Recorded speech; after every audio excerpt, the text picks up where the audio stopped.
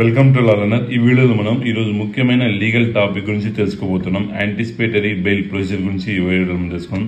ఎవరైనా వ్యక్తి non bail నేరం ఆరోపణలు ఉన్నప్పుడు అరెస్ట్ భయం ఉంటే కోర్టులో యాంటిసిపేటరీ బెయిల్ కోసం అప్లై చేసుకోవచ్చు. ఇది భారతీయ క్రిమినల్ ప్రొసీజర్ సిఆర్పిసి సెక్షన్ 438, 439 ప్రకారం ఉంటుంది. అరెస్ట్ భయం అంటే ఎవరైనా వ్యక్తి మీద నాన్ బెయిలబుల్ అఫెన్స్ ఉన్నప్పుడు ముందుగానే అరెస్ట్ కాకుండా ఉండేందుకు యాంటిసిపేటరీ బెయిల్ కోసం కోర్టును సంప్రదిస్తారు. అప్లికేషన్ ఫైల్ చేయడం, దీనికి వ్యక్తి సెషన్ కోర్టు లేదా హైకోర్టులో అప్లికేషన్ ఫైల్ చేయాలి. ప్రైమా ఫేసి విచారణ అంటే కోర్టు మొదట కేసు బలాన్ని పరిశీలిస్తుంది. అంటే కేసు బలంగా లేకపోతే బెయిల్ రిజెక్ట్ అవుతుంది. కేసు మెరిటోరియస్ అయితే ఇంటర్న్ ప్రొటెక్షన్ ఇస్తుంది.